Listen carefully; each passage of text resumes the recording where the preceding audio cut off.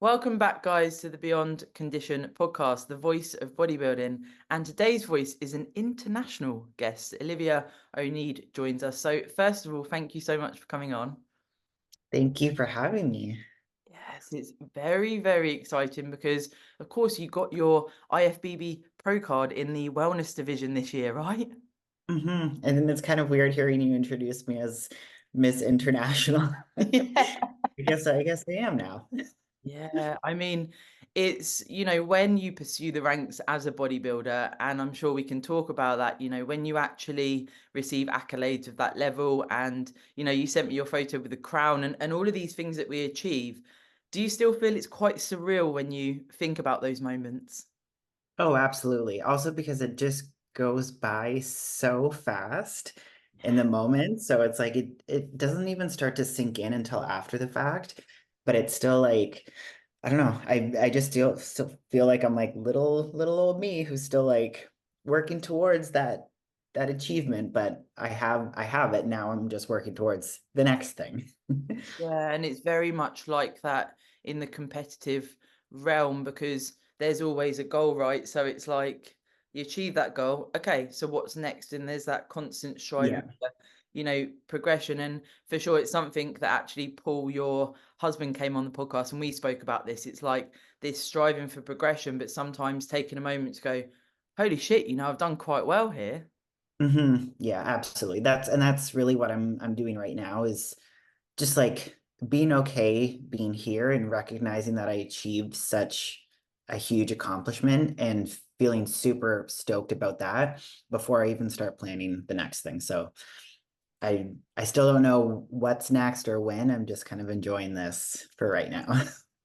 Yeah, and off the back of a season, I think it can sometimes be underrated as to what you need to do to actually get back to that level thinking and, a place of actually feeling healthier and actually that acceptance of stepping away from being, you got to that pinnacle, right? And then there's the progression that comes from that as you move through a growth phase. But in that reverse out, in that health phase, as you then get ready for the next step, it's like, we do underrate what we've been through to get there. Yeah. And I think a lot of people underrate like the time you actually need to recover and focus on health before pushing to that next thing. Because it's like immediately a lot of people they finish their show and they're like, okay, I got to start getting ready for the next thing and start pushing again. It's like, no, no, no. Slow down. Your body needs time to recover and get healthy again before you can start pushing because you're just going to push that recovery phase even longer than it needs to be if you don't give yourself the time to bring down that stress. Yeah. Yeah, and it is hard for, a lot of people that listen and probably for ourselves at times, when you are a driven individual sitting in that interstitial space of like, okay, I'm eating more food, I'm still training, but the Mhm. expenditure drops. I'm starting to feel quite good. Is this okay that I feel good? Because you've been in a prep, Yeah, right? In that prep scenario, yes, you have highs and you're like, yeah, I'm taking on the world. But often we are facing a lot of challenges and that's very intrinsic to the person. I often reference it. You can't really describe it, can you? What you're doing yeah, day to day to yeah. get ready for stage. It's hard. I don't know about anyone else, but my good days where I'm like, okay, like I'm excited and I'm ready, and you get that like extra fire underneath your butt, it maybe lasts like an hour. Yeah. And then I go back to feeling like shit. Like 95% of your prep towards like the last little bit, like maybe the last 6 weeks, 95% of the time you are feeling like absolute trash. But it's like those moments, the like 30 minutes, 60 minutes where you're like, okay, let's do this. Like relish that. Yeah, for sure. Like it is so, I mean, it's individual to the person and it is so individual, of course. But when you are pushing to climb the ranks, when you've maybe competed before and you're looking to continually progress, although you get used to what's required, you never ever, it's not easy. And I think that sometimes this is Yeah. almost thrown around, maybe people that are not pursuing the ranks or they're just getting into it. And it's like I can't resonate with it being easy, although we can maybe Yeah. tolerate more, maybe. Yeah, I think I think maybe what people refer to, and this is like what I tell my clients, is like it gets easier in the sense that you're better at like understanding your emotions and better able to deal with those types of feelings. But they're never easier. Like they're always there and you're still always having to work through them. And it like every prep, you're gonna push yourself harder. You want to look better. You want to come in looking more conditioned and doing a little bit more from the next show. So it's getting harder, but it's easier to manage those emotions and to know what's coming in a way. But yeah, no, can tell you from all of my different shows, it's like it's definitely like a little bit harder in the way that you push yourself for sure. Yeah, for sure. And Paul, actually, I mean, it's really, for me, it's beautiful to see, you know, how he expresses his love for you. Of course, on social media, on the podcast I did with him, when I've had, you know, little chats with him around your show and things, he's like, you can't ever feel bad about someone that is absolutely pouring everything. Like, he was so inspired to see what you were doing every day Mhm. to get ready for stage. And it was such a nice message because, you know, when you find a partner and you have that and they have this undying respect for you because they see what you want to achieve, that helps, right? Absolutely. And I think it just helps having that person seeing all of like the bad, like the really hard and low points of prep, because a lot of people don't share that stuff, right? And it's not because like people don't want to, like I want people to know how hard prep is, but when you're that low, you don't have the energy to do it. Like I'm sitting in the car, like so exhausted, waiting like 15, 20 minutes before I can even find the energy to get out of the car. Never mind like recording a video or like making a post or something. Like my brain is not working. There's nothing there. There's no thought behind these eyes. So yeah, so just having someone there who understands what you're going through and can kind of give you that encouragement and support when you really need it. Yeah, it is. It's such a game changer, and I feel as well. It'd be interesting to actually ask your thoughts around when you do have a supportive partner like yourself, and I'm lucky enough to have my Matt. You know, the sort of body dysmorphia and how you can feel Mm. going through that phase of reversing out and then accepting, you know, weight gain and essentially some body fat alongside whatever you're doing in this next stage, whether you're going into a growth phase or a maintenance or whatever it is.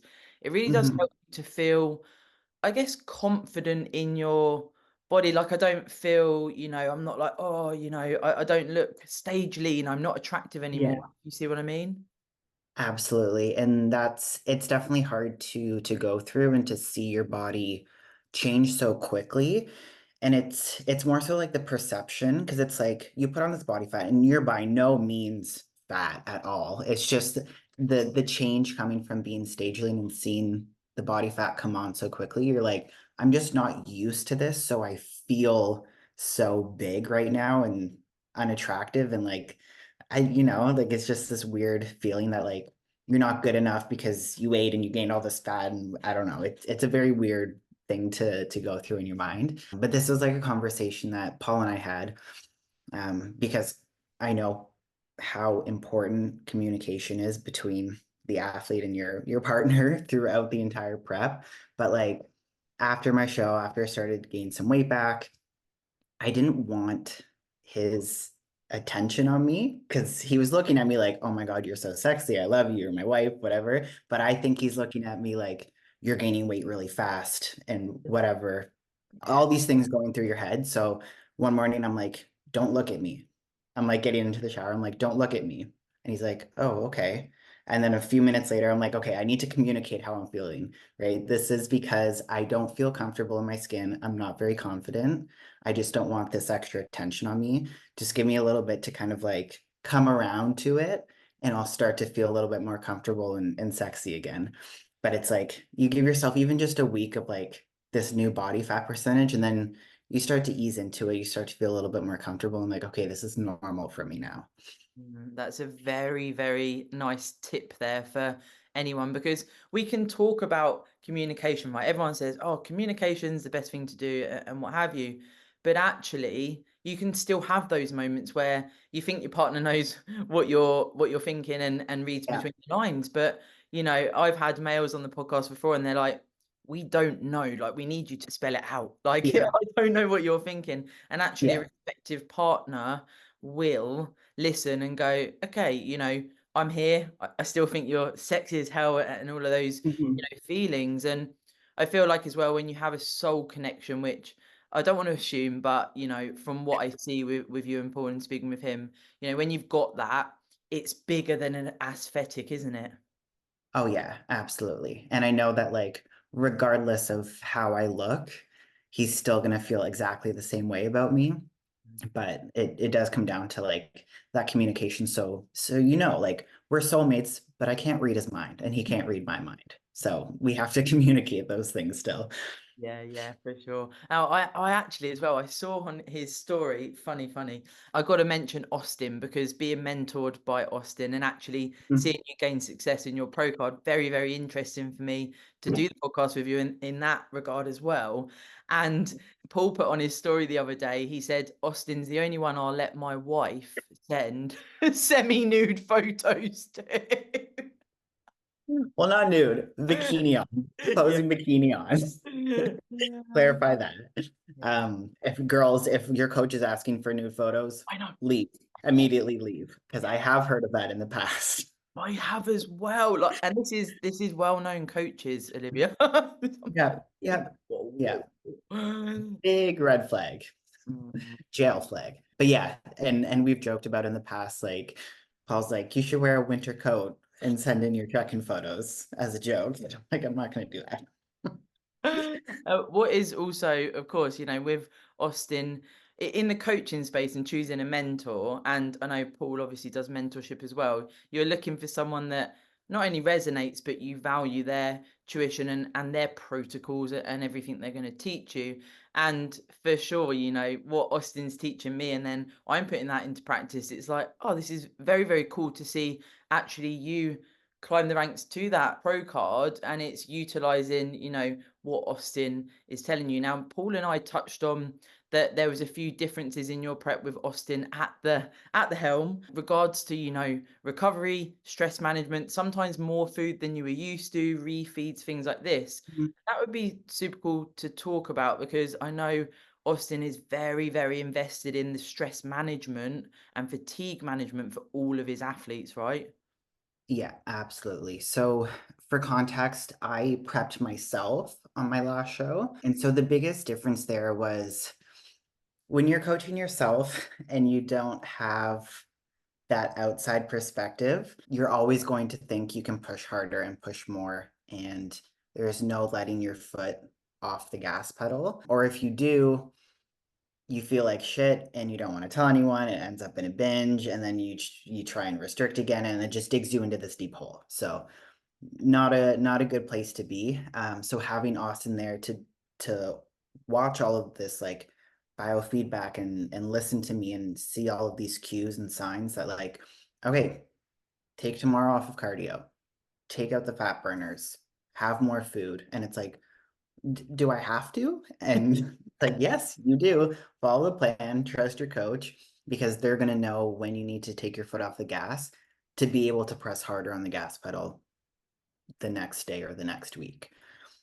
So that was a big difference and a big change in my prep this time around. So it felt a lot more manageable in a way with energy. Not that it was easy by any means, but a lot more management with fatigue in that sense. And then coming out of the show too, just having that confirmation like, okay, you need to slow down, take out your cardio, like do this, you're eating this much food. Like I never would have increased my calories to that amount post show if I was doing it myself, because I'd just be like, no, I have to stay lean. But doing it that way, and I was able to stay leaner longer and like kind of ease into that body fat with bringing my calories up much higher right off the bat. Yeah, and it for sure, it's always on my peripheral for myself and working with clients. It's like, you know, when you push into a growth phase, when you go through that reverse out, we don't need to have excess food, but it's getting to an amount where actually, like you've just mentioned there, it could be a lot more than you maybe would have self-prescribed or you've done in the Mhm. past. But then it's like, if you do get pretty lean and you move through that reverse out and then you bring the food back in, it's quite surprising sometimes because you're like, I've still got lines, I'm still in a good body composition. I'm not just gaining XX fat for the sake of it. I'm actually in a good spot here. And I think the dysmorphia side, that really does help when you're actually feeling like it's quite a nice gradual process rather than like, you know, the fuck it button and then having to self-restrict and those things you just described as well. Yeah, because I mean, a lot of times people, it's like if you don't increase your calories to that extent right away, it's like you're keeping things low, but then you binge and then you bring back down and then you binge. And it's just like you're putting yourself in this hormonal nightmare with everything going up and down. Plus the inflammation and the bloat from that is going to make you feel worse about your body composition. And then the mind games that you're playing with yourself, it's just such a vicious cycle. Whereas like just increase those calories an extra couple hundred and you can fit in that burger that you're craving. You can fit in that cookie. So it's like a little sprinkles of those foods that you want and that you've been craving for the last 5 6 months, Hmm. instead of like having all out days where it just is going to run you into the ground. Yeah, and it doesn't feel nice. You end up in this cycle as we've sort of outlined there, and also it's quite hard when I've done it. You know, a lot of us have done it where we have eaten more than we maybe need to, or however we want to frame that. You know, eaten Mhm. off plan and then it's gone a little bit too far. And even, you know, if you don't lead to a binge per se, but it's more than you probably needed to have, it's like the Yeah. next day, there's almost sometimes a bit of a thought process where it's like, it's quite hard to go back on plan and you feel a bit, Mhm. I don't know if you know what I mean, but you almost feel a bit lazy and like, you know, Yeah. because of the effects of the food, of course, and essentially over consuming. And then it's this like weird, then you're suddenly doing loads of cardio and all these things. And very cool that you said that about the hormones right off the back of a show. It takes Mhm. that time. So if we're constantly doing this bouncing up and down and mentally, it's exhausting, isn't it, Olivia? Yes, I think it's mentally more exhausting than anything because you're having to make all of these extra decisions throughout the day. Whereas if you just kind of give yourself a little bit of slack and flexibility there, it takes off so much of that decision fatigue and stress around food, right? Because like those overeating days or nights, it's like it's just going to lead to a really shitty sleep. And then you're going to wake up feeling shitty about what you did yesterday and not having a great sleep.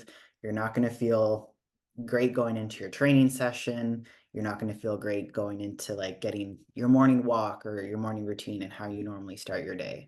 And I think that's a huge part of coming out of a show is like keeping up with that routine that makes you feel good, right? Keeping up with your movement, whether that you're still doing a little bit of cardio or like brought that down to walking instead. Your training, whether that looks the same or like a little bit different to dial it down a little bit, but keeping up with those same habits and routine to make you feel mentally like stable and okay.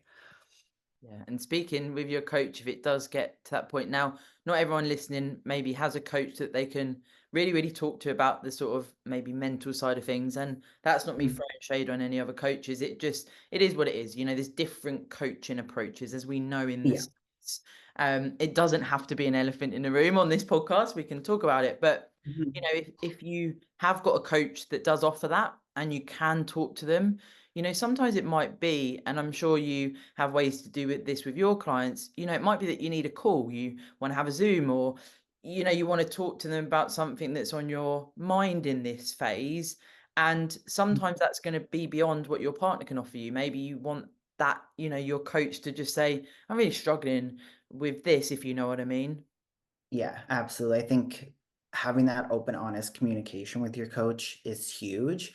And there were definitely like a lot of long email check-ins on my part to Austin after with how I was feeling. I'm sure a lot of things could have been handled better over like a call, but I know like I before I send my check-ins and like I collect my thoughts and I'm able to like well verse them and tell them exactly how I'm feeling and where I'm at.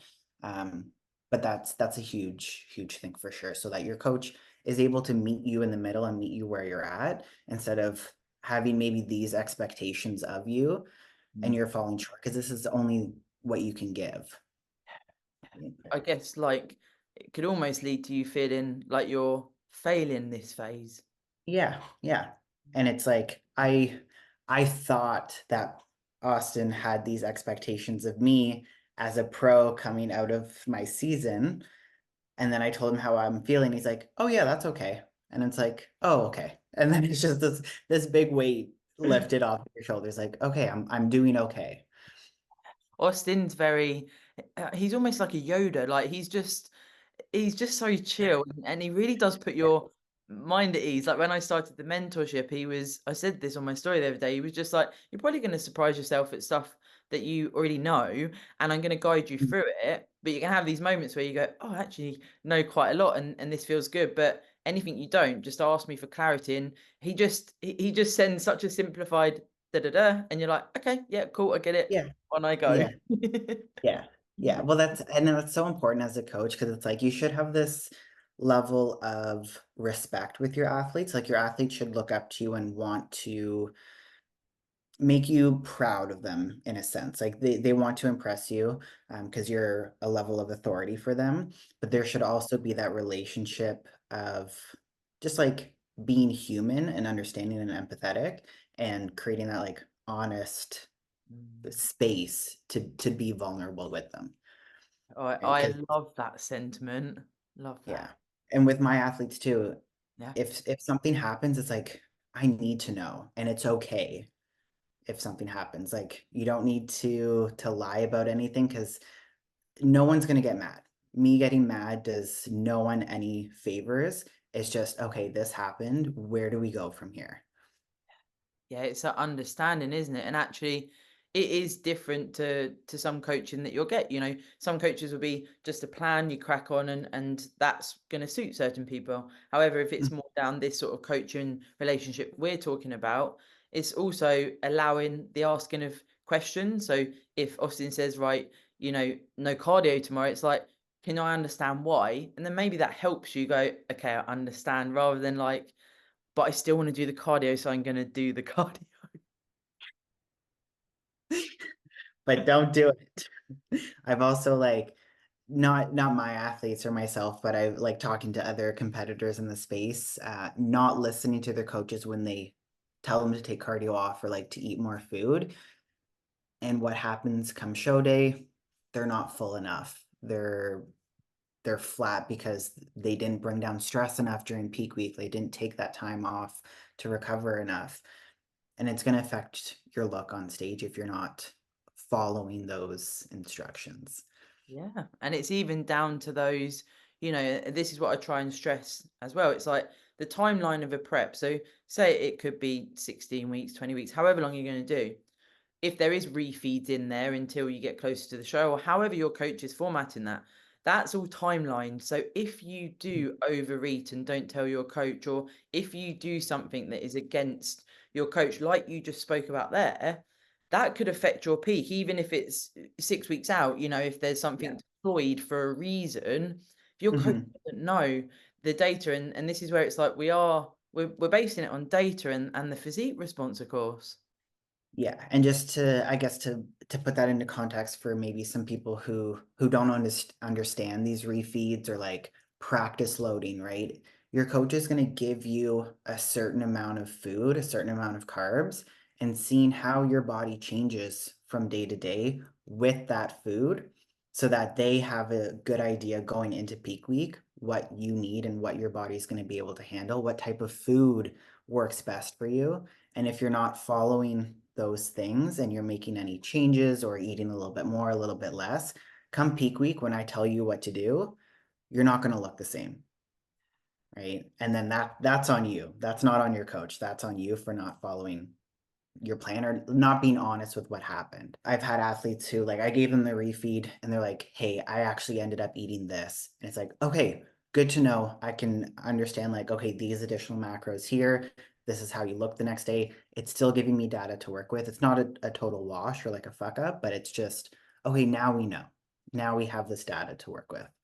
Yeah, because if you can't have that honesty as well, it's not a coaching relationship really. If we're being, 100% truthful here, it's like your coach can't do their job to the best of their Mhm. ability if we do have that dishonest, and it's a disservice to yourself. You're paying for your coach, and ideally you've looked into your coach, you resonate with them, you respect them, and like you say, it becomes an authoritative figure. You are paying for that service. It's like, let's let Mhm. the coach do that, ask questions appropriately, but as you say, nailing that plan throughout the whole time. Now, at the moment where you're coming away from obviously stage lean, and we spoke a bit about that, but how are things in regards to how you feel in yourself right now? Are you feeling pretty good training wise, etc.? Um, for the most part, yeah. There was obviously like a couple weeks there where stress got very high. Um, and right before that happened, so essentially like I kept in my thyroid hormones until maybe about like 5 or 6 weeks post show. Because I had a photo shoot at the 5 week mark. So I was just kind of like, we're gonna keep that in because I'm gonna stay on the leaner side and then we can pull it out. So I pulled that out. Then we went to this powerlifting competition where my husband was competing. I didn't bring my like enough thyroid support supplements and like all of my other stuff that I was taking for an extended period of time. Husband got injured. He was in surgery. We were there for 10 days. So I was without all of my like health support supplements. Add in all of the stress, like no routine, not really getting as much movement in. So my body weight definitely came up quite a bit during that time. So that was a very hard transition period for me, just kind of seeing my body change very quickly over those like 2 weeks. Like I kind of said like earlier in our chat, you kind of get used to it. It's a shock immediately, but it settles. And now I'm feeling like, okay, this is my normal body fat percentage. So now it's just kind of like, okay, this is where we're at right now. Now let's just kind of focus on maintaining this until all of my health metrics kind of get back to normal, until I regain my menstrual cycle. And then I can kind of get back into a building phase and like start pushing again. But even with training too, because I'm still in this health recovery phase, I can't quite push my training as hard as I want to, which is hard for me because I don't have much of an off switch when it comes to my training. I always want to push everything hard, but I'm just trying to be smart about things. Going to like RP 8, 9 instead of 10 or Mm. past. Yeah, I um, mean, Paul did say that when he trains with you, he's like, she's fucking savage. I can't keep up with her. I like to think so, but I feel like there's always more that I can do, but at the same time, I know more is not the answer to getting any more results. Yeah, yeah, and it's learning the art of auto-regulation, being able to know what fatigue looks like, feels like, because I feel like that's Mhm. probably part of most of us, our evolution as a bodybuilder. Because when you first start out, I mean, you're just doing anything and everything, aren't you? It's like, oh, I'm gonna do everything, and then you start to. I feel like over the years, you do get some niggles, you get some signs that you need to be a bit more smart with your training, and then of course having a coach that's going to educate you along the way, it really does help. But it's certainly hard, as we've touched on already, that reverse out, and this is where you say keep routine. You're doing so much, and then I think sometimes athletes are almost expected to go, oh well, this is a reverse out, I'll just drop all of that. But then it's more the hormones, of course, but the mental side Mhm. of it, it Yeah. is absolute warfare in the mind, and it's very, very difficult to explain how you feel. Yeah, and it's also just the overall fatigue and like mental drain that you feel after the show because you have these few days of like leading into the show and show day where adrenaline is so high and you're so excited and it's great, and then you finish and that kind of comes down and then you're like, holy shit, I'm tired. Yeah. Right? And people think like immediately coming out of the show, it's like, okay, now I'm gonna have more time to do this. So now I'm gonna have more time to focus on work and hang out with friends and do this and this. And it's like, no, you're not going to have the energy for at least another few weeks. Slow down. Don't make any plans. Don't make any big commitments. Give yourself the time, right? And it's hard to, because most people will kind of dial back and spend a little bit less time either with work or doing commitments, hanging out with family, friends, things like that. And that kind of needs to carry through for a little bit post show to allow your mental capacity to come back after. Yeah. And it does take time. Although we spoke about the highs and low days in prep, you do get that in a reverse out. I think sometimes like something will spark it, right? So maybe you'll have a memory from the show day if it went well, or certain things will happen and you're suddenly on a high, and then you can have a few days where you just literally want to sleep. Then you might feel better again. It's like up and down, Yeah. and then you get to that point in the health phase as we start to look at a growth phase where you're like, okay, this is actually what normal is starting to feel like, because I forgot what normal felt like. Yes, yeah, it's easy to lose sight of that. So when I mention like I feel normal now, Yeah. it's like I've put on this body fat where I do feel my strongest and I do feel my healthiest. Like my appetite is a lot more stable here, and this is like maintainable for me. If I was any leaner, I feel like I just don't have a handle on my hunger, and I'm constantly hungry. So here I feel a little bit normal. I feel healthy again. So I'm sure in the next couple weeks, I'll be able to kind of start pushing into this growth phase and really start to set my eyes on what's next. But for now, I'm just recovery is the main goal. Yeah, pacing it out. I mean, guys, if you're listening and you haven't checked out Olivia's Instagram, I'll put it in the description, but phenomenal physique. And I'm not just saying that, very, very, it's just incredible. I really like the wellness vibe. And this is where I said to you, is it quite surreal sometimes when you look at your physique on stage, like, whoa, that's me. And actually, what would be Mhm. quite cool as well from the wellness side of things is that in the UK now we've got lots and lots of different federations, but there are sort of amateur league which do have wellness, which is very different to IFBB and IFBB Pro wellness. Now, if we go back to where you started bodybuilding and sort of talk through your journey as to, because the muscle mass you have, right? This is no joke, guys. You need to look at Olivia's physique. It is incredible, and be sort of good to hear about the time spent in growth phases and a bit of background there as well. Mhm. I'll just like chime in there and say like I don't see myself in that light. I Like bet I you see don't. myself and I'm like I'm a small wellness competitor. Like I still have a lot of size to put on to be at the top of the pro league. But that's again, pro league at the amateur level, definitely on the higher end of muscle mass. But anyways, um yeah, so I mean, I started my like fitness journey, I'd say, and competing with Olympic weightlifting and CrossFit. So I put on a lot of size and I really like dedicate my work ethic and like being able to push to failure and like go hard and like to that dark place in training from my history in CrossFit, because that is an insane sport. So much respect and love for CrossFit and those athletes.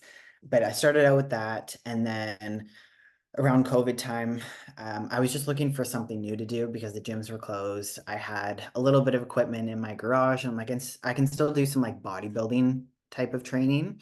And I had always admired bodybuilders, and I thought, okay, one day I'm going to do that. But I definitely had a lot of healing with my relationship with food to do before I wanted to commit to anything. So I was at a point where like I felt good with my relationship with food. I was like, let's try this. Let's do it. I've got nothing better to do. I'm not working right now. I'll just go through a prep. I just kind of like jumped into this prep, not really having any type of bodybuilding off season before, not having any period of time where I was like, okay, I'm in a calorie surplus. I'm focused on putting on muscle mass.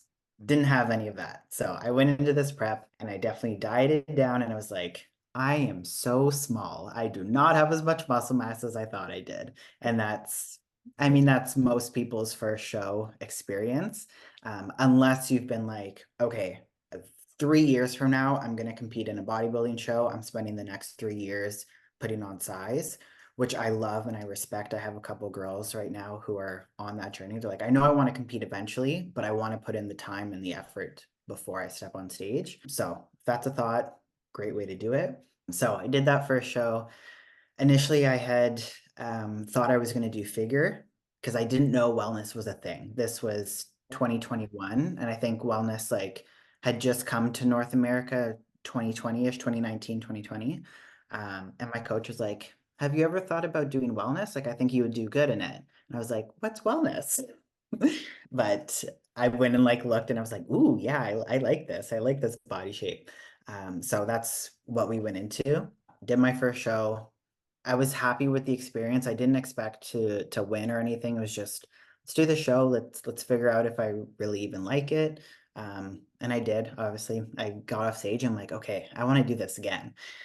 So I took a little bit of time off. I think it was about a year and a half in total before I stepped on stage again. And during that time, I did compete in powerlifting during the off season. So lots of growth that happened in that off season stage because I had essentially a full like 12 months of just putting on more size. And my physique was night and day from first show to the second show. And then going into my third season, which is when I got my pro card, I approached it very similar. So again, like about a year and a half in between, a powerlifting competition in between where I set some national records in powerlifting. So it was a good off season with that as well. But yeah, spending a good 12 months of putting on size, muscle mass, like a diligent, structured off season with calorie surplus, and change my physique completely to be able to get my pro card on that last season. It's so cool. And actually, there is often a lot of people that do pursue the ranks and get to the realms that you're in now. There is often a sporting background there, and that's before the bodybuilding. So whether that's as a child or a young adult, there's ordinarily something there: swimming, gymnastics, Yeah. CrossFit. My friend Romana, who comes on the podcast, she was CrossFit and now she's, WPD and heavily muscled, and she's got a sick physique. She's been bodybuilding for about 6 years, but she'd done all of that before and been into sports as a child. So it certainly does lend itself to bodybuilding. Oh, absolutely. Yeah. Like I've been an athlete my entire life. Like I was played competitive hockey growing up, like that was like my main sport. So again, just another sport that's going to help a lot with lower body dominance and leg growth. So going from that into CrossFit, weightlifting, that definitely helped put on that muscle mass to begin with. So now by the time that I'm competing in like my third, fourth year of bodybuilding only, I have a lot of mature muscle mass just from 10, 12 years of training and training hard, just not in like the bodybuilding style. But it all crosses over, doesn't it? And you said about as a youngster, were your parents quite driven to get you to do a sport? How did that sort of transpire? Oh yeah, like my parents were both athletes. You've got no choice. Yeah, so it was kind of like, okay, you can walk now. Like, what sport are we gonna do? So I love I did a little bit of everything. Like they initially got me into gymnastics and dance, and I was like, no, I want to be like my big brother and play hockey. So eventually, like I'm one of four kids, so having four kids in competitive hockey was a lot for my parents. So I realize that now. I'm like, I don't know how they did it, but yeah, I started off with dance, gymnastics, all that girly stuff, and then I was like, no, I want to play hockey.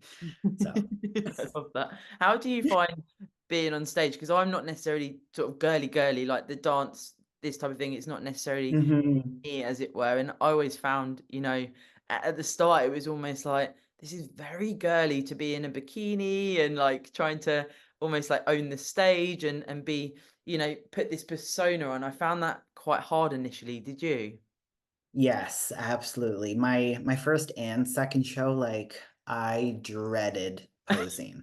Yeah. And you could absolutely see it with my presentation on stage. Like this girl did not practice. But I hate it. Like I didn't like it. I have no rhythm really. So it was hard for me to like get that flow down. Going into that third season, I was like, posing is my biggest weakness. I'm working on that right now. So I got a posing coach, started working with her like almost like a year out from that next show, like my past season, because I knew that was one of my biggest things. And I'm like, I'm not leaving any stone unturned. Like I'm working on this right now.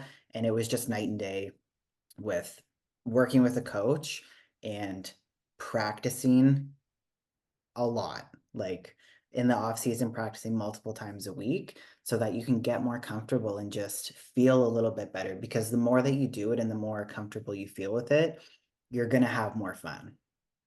Yeah, because it is ideally you do want to have fun after all of that, and it's not necessarily, it's maybe a normal person wouldn't see this as fun, but for us, we are of a similar nature, I'd imagine, with what bodybuilding brings, what we want from it, and it's like if you can have a bit of fun with it, if you step on that stage and you light it up, and it's like, do you know what? I'm fucking here and I'm owning this because Yeah.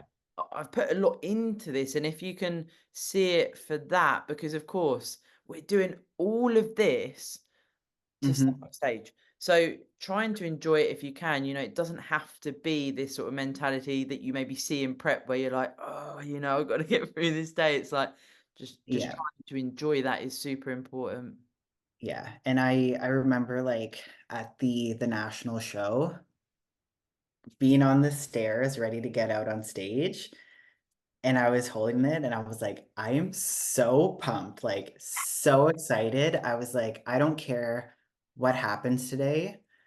I put everything into this prep. I feel so good. I feel so confident. And I just went out there with like the biggest smile on my face and having the most fun. And and I won my pro card. And that's kind of like what made it more surreal. Like it was just like, I'm doing this. I want to win. Obviously, I want to win. If I didn't there, I would be disappointed. But at the end of the day, like I had so much fucking fun on that day. And like just being on the stairs, being like so calm and collected because you know the work that you put in is just like no feeling like any other. And that really like helped enjoy the moment a lot more. Like if I could go back and just like get on that staircase again, like ready to go out and just kind of like soak in that moment again, that's the moment that I would have. I love that because it is something that, it does go so quick. Like you said right at the start, it's like, whoa, I've run my pro card this year. Where are we now? And Yeah. it is that, but you don't forget those moments if you can be as present as possible. And right back Hmm. to what we said, right? If you're sticking to your plan and people are listening, if you're doing a prep, if you're thinking about a prep, if you are executing your plan to the absolute letter, then your coach is guiding you. It's all based on reliable and honest data. Everything's leading up to that day. You can stand there on that staircase or just behind the curtain or however the setup is on showdown. And as you've described there, I have done everything in my fucking power to be here. I've earned the Hmm. right, this is my time. And yes, we're competing against others, but we've all worked hard to be there ordinarily, a lot of Yeah. things have gone into that. And it's like, it's such a different vibe, isn't it, when you get that feeling? Yeah. So it's so different. It's so good. And I think a big thing too is like, yeah, we're all there to win and we all worked our asses off, but the end of the day, it is a subjective sport. So you can't like you can put everything into your prep and you can still step on stage and the judges just may not like your look. They may not like your hair or your makeup, whatever it is. And it's getting past that and just understanding that like you being there and having that feeling of I did everything I possibly could and I'm a winner in my own eyes and in my own mind, then that's that's the feeling that you want to chase. And it looks different on stage. You feel different because I don't know, there's almost like when I had this switch in my years of competing, it's almost like the competitors are there with you right on the stage, but Mhm. you're in your own thing, like you say, very good description there. You've already won. Yeah. You know what I mean? It's like Yeah. a different mentality, isn't it? Yeah. You've already won, so just be present and enjoy the hell out of it. Yeah. Rinse the stage. Yeah. Absolutely. And make friends. Be nice backstage and make friends because you're all there. You all just went through the hardest thing you've probably ever done. You're not competing against each other at this point. You're sharing the stage. Just enjoy it and have fun together. Do you have friends that you've made that have stayed friends past the competition? Um, yeah, mostly friends that like I didn't compete with them initially, like that's where I met them, but more so knowing them through the bodybuilding space and Mhm. connecting it that way and then ending up at the same shows and then being able to have friends backstage, but also just like when you're standing in line back there getting ready to be lined up, like introduce yourself to the other girls, like follow each other on Instagram, make friends, like it's just how you make connections and how you start to know more people and yeah. And it's following the right people as well, isn't it? You know, social media can be a very, very positive place if you're following people that inspire you or share the journey and all of those things. And you sort of build this virtual community, as it were, don't you? And keep in touch Yeah. with people you meet on show day. Yeah, absolutely. And even like girls that like compete in the States, because I'm in Canada, Yeah. but girls that compete in the States that like we've just connected somehow through like mutual friends or like my posing coach. And we just keep in contact and just having that virtual support and community and people rooting for you and cheering you on. It makes the sport a lot less lonely, I'd Mm. say, because you have people who know what you're going through and can relate. So it's nice to have those people too that like if you are struggling or like you have questions, like reaching out to people and being like, hey, like, how are you doing? Yeah, Have you ever talk felt about like this this. before in your prep? Yeah. Yeah, it's like and then when they say, "Yeah, I feel like that as well," you're like, "Whew," you know, Mhm. it's quite normal. Now, with social media, have you ever found any negativity from social media since being a bodybuilder? Oh yeah. There's always like people I want to say mostly men, but I do get a lot of like women commenting like, oh, why would you want to look like that, or like you use steroids and that's why you look like the way that you do, and just like shit like that. What at this point I'm like, it just makes me laugh, to be Yeah. honest.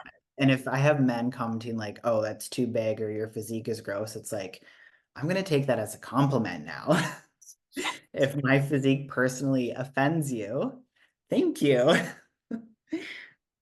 It's when people comment and say you're too muscular or you shouldn't be that big, and I talk about this on the pod because I do have guests that are female bodybuilding realm where that's most heavily muscled, as it were. And I'm like, I've never understood it because I guess I Yeah, understand what it takes to build muscle and to build a physique like that, particularly as a female. You know, it's not easy to gain muscle yeah, mass, so a lot's gone into that. And it's so funny because Matt will sometimes comment when I've had the odd, you know, not many, but the odd comment, and he's like, "She looks better than she's got more muscle than you, and you're a man." And you're like, you know, it's so weird, isn't it? very weird. And it's like you say this stuff like, oh, you're too big. And it's like, this didn't just happen. Like this girl or this athlete, myself, we're working our asses off day in and day out to be able to look like this. We're not doing it to appease you. And it wasn't just like an accident that this happened. Like, I want this and I'm working towards something that I want.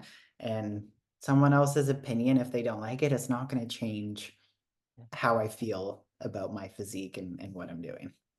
If Even any, my mom, because my mom is someone who's like, I think you're going too far. I'm like, okay, mom. mums are so quality, aren't they? You can always count on mom to humble you. Yeah, for sure. Because it is quite a wild, like it is a wild concept when we look at competing as a whole. You know, you're doing all of this as I touched on earlier, and it's like this is for one day or multiple shows, and it takes a certain individual to do it. But I feel like the mum's love and care to see you start growing muscles and, being up on a stage in the bikini. And it's probably when I think like, if this was roles reversed, I'd probably be like, I mean, this is quite cool, but it is a little bit weird because my mum had never seen anything with bodybuilding. Had yours? Mhm. No. Yeah. So it's just very weird. And it's also like the carrying aspect because they see you so lean and depleted and grumpy and unhealthy, and they're like, ooh, like, why are you doing this? Like, it's more so from a loving aspect, like they just want you to be healthy and happy. But then as soon as I put more body fat on and I kind of look the same normal, she's like, oh, okay, not too much anymore. Yeah. That's super cute. Now, you touched on there about sometimes people say you use steroids and things like this. Do you just ignore comments like that, or do you reply or delete them or anything like that? Um, for the most part, a little bit of both. I like it kind of depends on the comment. Like if it's kind of like negatively, like they're saying it in a like a mean tone, like it's meant to bring me down, I'll just delete it. But if it's more so like, okay, I can use this as like an education point, like someone, I'm trying to think of one. It was, it had no context in the video that I posted, but they initially were saying something along the lines of like, I only look the way I do because I take steroids. And it's like, okay, you have to understand that they're not going to do any of the work for you. And I know a lot of people who take stuff who have a really shitty physique because they're not checking all of their boxes with like all of the other things that you need to do with like nutrition, stress management, sleep, recovery, everything, right? They'll have a really shitty physique compared to someone who's checking all of their boxes and not taking anything.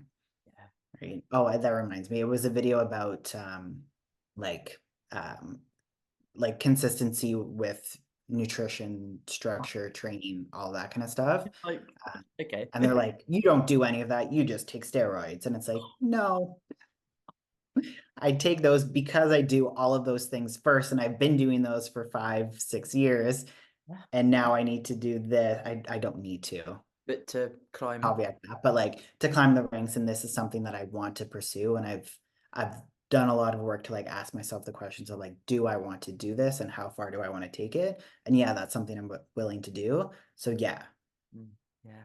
right. It's so funny that people think it's like, I mean, obviously a lot of people do use it as you described there, and they've got a pretty shitty physique, but I mean, some of the doses you think, Christ almighty, I'm surprised you've got any organs left. And, Yeah. and the physique's not representing it. And, I overhear people in the gym and stuff, and I'm like, this is really, really wild. Now, you spoke there as well about your sort of decision, and I think it's something that we all need to make as athletes if we are looking at going down the assisted route. And I say need Mhm. to make, again, those examples, people are just going to jump in, fine. However, the education behind it, and it's something I do talk about on the pod, and it sounds like you are, looking to help people with that education. When you were assessing sort of, do I go assisted, was it because of wanting to climb the ranks and knowing the reality of that in the IFBB realm? Yeah, I mean, I knew going into competitive bodybuilding, 99.9% of the athletes, I mean, there may be some genetic freaks that are not, but they are on something and have been and utilize that to get them to where they need to be. So yeah, kind of asking myself those questions, but also getting into the education of it so that I can do it in a safe way. Because when I first started many years ago, kind of like before I really even got into bodybuilding, um, I was just taking gym bro advice from a boyfriend at the time. Not the greatest advice, no guidance, no care, no understanding of like women's health around it. And yeah, I got some negative side effects out of it that obviously you can't change and go back with. So understanding and getting the right guidance, doing my own education. I spent a lot of time researching, doing courses so that I can help myself through it, but I can also help my athletes now do it the safe way. Because I even have a lot of girls telling me, what previous coaches or what previous people told them to take. And it's like, oh my God, why? For And it's sure. just, yeah.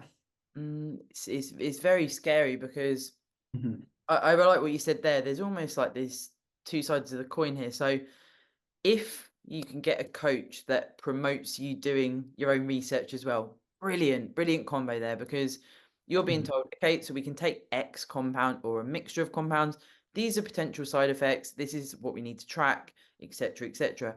Now go off and have a look yourself. Ask me any questions you need, and you formulate this bond. And that's, the idealistic way to do it. But then there is certain amount of naivety. So, a coach that you trust says take X of this amount, and you're like, okay, I'm really excited by bodybuilding. I'm going to pursue this. I want to do whatever it takes. And that's tough because then it's like, should the client not be so naive and should they look it up themselves anyway if they're be told there's no side effects? Is it all down to the coach, if you see what I mean? Yeah, I mean, that's the hard part because it's like not everyone knows how to do research, first of all, and Yeah. they don't know where to look. If they're not, if health and fitness isn't their career or their job, right? Like they're not as into this as a coach is or should be, and have the knowledge that they do. So they may be doing research by just asking more people at the gym, which Good is point. fine. Mm, Ask around, see what other people are doing, get other people's opinion. But at the end of the day, you should trust your coach. And if you go to your coach asking questions like, why are we using this? What should I be looking for? What are the side effects? Like your coach should be able to answer all of those questions for you and not say, go look it up or I'm not sure. just do what I say. Like red flag. That Yeah. means your coach doesn't know what they're doing or have the education to be prescribing this stuff or recommending this stuff. So I think that's kind of where you can draw the line. But yeah, trusting your coach for sure and knowing that they do have the knowledge in the background to be able to help you along with this stuff. At the end of the day, too, like your coach is not prescribing this stuff. They shouldn't be pushing it on you or telling you to take it. It's kind of like, these are the options. This is what we can do. Yeah. What are you comfortable taking, Mm. given the side effects, the risks, and like what's the most important, what's the most beneficial, and this is how we can kind of work things in. Yeah, it's super important because we can all feel like we want to sort of jump the gun and what have you. Everyone has this, well, not everyone, but a lot of people have this streak of like, oh, I want to do X, Y, Z. But then as you touched on, side effects, these things are real, it is something that happens. And I've heard many stories of females that have got to a point when they've masculinized a fair amount and they can't turn back time. They're infertile and various other things. And it's heartbreaking because they didn't realize, and you could easily say, well, you should have looked it up. But I think sometimes when you're in that vulnerable position, you want it Yeah, so bad, and the coach or the gym bro or whatever says, well, just pop some of this or whatever it may be. yeah, It's hard. yeah. And most people don't know. Yeah. Like they don't know that there is like infertility risks for running this stuff for too long or Yeah. too much. Some people would just never think about that too. And if you're starting young too, like early 20s, you're not really thinking about a family and kids down the road, but that is a conversation that needs to be had. Like, hey, is this something that you want in the future? And understanding risks that are in place here. Yeah. And the injectable route as well. I think sometimes females, and I talk from my own personal experience, it was quite scary. I almost felt like, I'm going to inject myself. Like, isn't that like really hardcore? And then, of course, when we look at orals versus injectables, and there's certain things for Mhm. certain scenarios, independent as well to the person and what the goals are, etc. But also, that promotion of using the injectable route for certain compounds and when using anabolics, I think can sometimes be quite scary for females. So they may then go down the oral route. For one, it's easier, right? You just pop a pill. But then, of course, we're getting the impact on more things potentially over time. Like you say, if you're using this for long durations, we've got to think about the organs and the variety of side effects. and maybe you're not even getting bloods or any checks done as well. Yeah. Yeah. And that's the big conversation to have. It's like, okay, you're doing this, and I understand you want to go down the easy route of taking orals, but if we're going to do this, let's do it the better way and the healthier way, and get over that hump and do the injectables instead. Because at first it's like, oh my God, and then you do it and you sort of, okay, this is quite normal. But that first time it's like, whoa, this is very hardcore here, if you know what I mean. Absolutely. You just need another half that's going to support you as well, so it doesn't feel so daunting. Yes, exactly. But yeah, the naivety of a lot of people, and that's where a lot of like the comments come from on social media.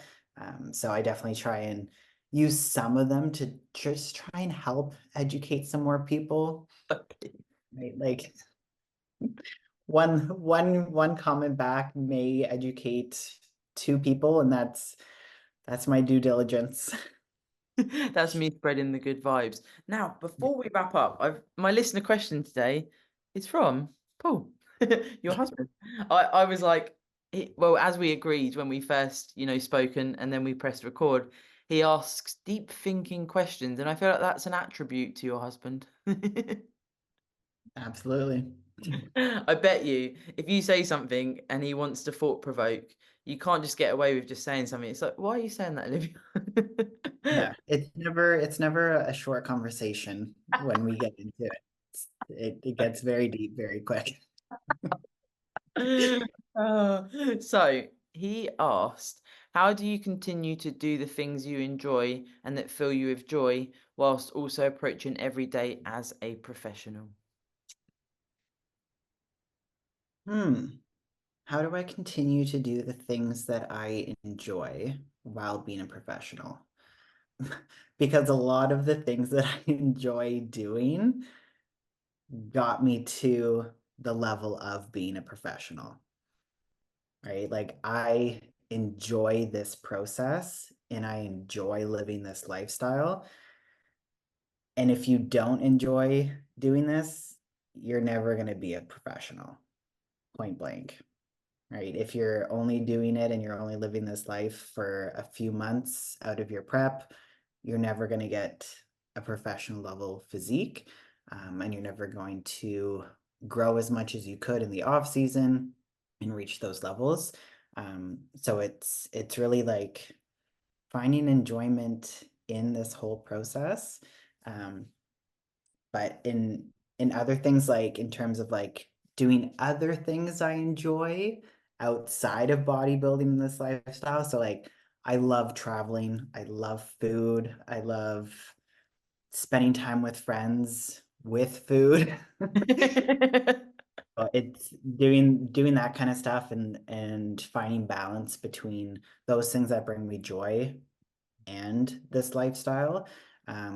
It definitely wasn't easy to start with, like learning how to travel and manage nutrition and all of that stuff. But the more that you do it, the more that you practice it, the more you will start to trust yourself with your ability to do it, and being able to work things like that and like meals out and vacations into your life without feeling like I just wasted a day or a week of my off season or whatever. It's like you can fit it in and continue to move the needle forward in other ways while enjoying yourself. Yeah, embracing the intuition. But I feel like the intuition you're talking about, that does take time. It takes experience of these, scenarios and actually trusting yourself a bit. And if it doesn't go how you hoped it would, and if that maybe there's a trigger that comes up and you didn't know it would be there, or so many different scenarios, it's reflecting and going, next time, how would I do that better? Next time, how would I do that better? Speaking to your other half, if you want to speak to your coach, etc., etc. And it's like, that professional mindset comes over time, and then it's maintaining that and having boundaries as well, isn't it? You can meet friends, you can have some food, but that might be like half a day, and you'll still do your training in the morning, or you do your steps in the Exactly. evening. It's getting the right people around you, of course, as well, that don't ask all of these questions, Olivia. Yeah. Yeah. And it's like, even so, say like I have a weekend of travel coming up, it's like I know I'm going for this travel. I'm going to visit my family. I'm going to see my friend for a baby shower. My first thoughts when I'm planning my travel is like, when am I going to train? What am I going to be eating? What days am I going to be eating? When am I eating out? How much food do I need to bring with me? It's like those are the first thoughts that are going through my mind when I'm having this travel, so that when I do travel, I can enjoy that and be present, knowing that like I've taken care of all of these other things. It's like all your supplements and things. Every time you go out now, you go to the supermarket and you'll be taking your supplements in case something happens. Well, it's like it's true. It's literally like every time that I go out to run errands, I'm like, I don't know how long I'm gonna be. I might get caught up doing something else.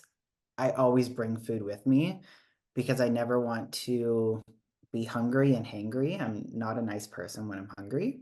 Um, but I just don't want to be in that situation where it's like I'm forced to make a choice that like I'm not happy with. So I always have something with me just in case, Yeah. so that I can feel good about my choices. Yeah. We're bodybuilders, guys. You've got to accept it. It's cool. It's weird to normal people, but that's cool. Yeah. That's why. Maybe weird to normal people that I keep plastic cutlery in the middle console of my car and like sugar-free syrup in the side door, but that's normal to me. Exactly. Exactly. And I would actually like to ask you a question to finish off. And it's something I ask guests because it's quite cool to sort of explore. If there's anything you would, if you could go back to when you started bodybuilding in particular, is there anything you'd sort of tell your younger self before you ended up on that pro stage, getting that pro card on stage? What would you sort of say to help your journey and appreciate it?